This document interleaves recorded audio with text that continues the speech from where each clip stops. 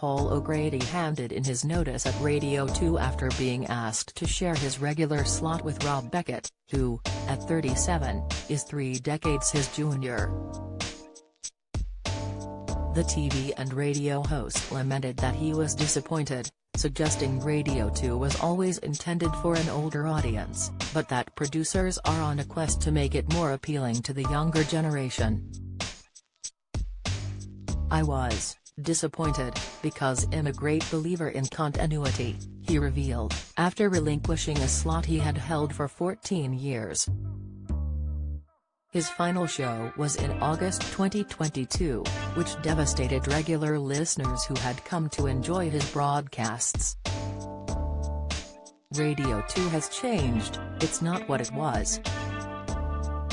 They're trying to aim for a much younger audience, which doesn't make sense because you've got Radio 1, for that," he stated. Radio 2 was always for an older audience, the For the Love of Dogs star continued sorrowfully to the Metro.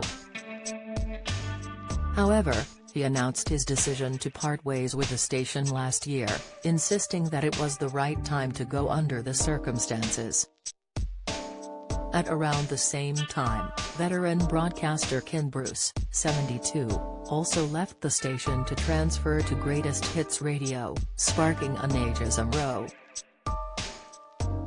Fellow celebrity Vanessa Feltz, who is 61 and also left Radio 2 last year, claimed on This Morning, "I would imagine that it's a feeling of some sense of ageism at the BBC and that once you get over a certain age, your days are numbered. You're not valued in the same way, the music isn't as appealing because they've kind of changed the music of Radio 2 to appeal to the younger audience they're so desperate to get."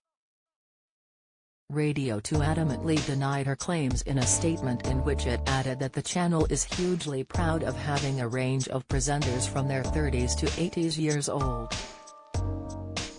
They added that the age range hasn't changed in decades and that Ken Bruce had been with them since the age of 32. The statement concluded, "We will continue to be a multi-generational radio station that serves a 35-plus audience with listeners tuning in each week to our brilliant range of programs, hosted by some of the UK's best-loved presenters." Meanwhile, Paul's own departure came soon after a long lockdown period during which the bubbly broadcaster admitted to being fed up and bored. In need of constant stimulation, he struggled to thrive without human contact while he was confined to his farm in Kent. "I ended up talking to my pigs," he chuckled, before adding that he also used the time to pen a children's book and learn to play the ukulele. Meanwhile, the keen farmer produced his own chutney and jam, but he couldn't shake off the boredom, and was elated when the time came to return to work. Fortunately, Paul is still very much in demand with TV producers, admitting that he has already been asked to take part in another series of For the Love of Dogs. A keen animal lover, Paul has 5 dogs, with the most recent canine addition to his family being a wire-haired dachshund by the name of Sausage. He reportedly broke a clause that he himself had created in his TV contract to be able to adopt the pup, who originally arrived at Battersea Cats and Dogs Home in search of a new owner. Besides Sausage and his other dogs, Paul also keeps pigs, chickens, sheep, goats and fluffy alpacas, meaning Terry's never a quiet moment on the farm. The TV star described his show as a Cinderella story during which animals who were previously scared of their own shadow can be seen regaining confidence and happiness after being matched to the right loving families. Although Paul has joked that he has repeatedly asked ITV whether they really want him back for another series, it looks like keen fans certainly haven't seen the last of him yet.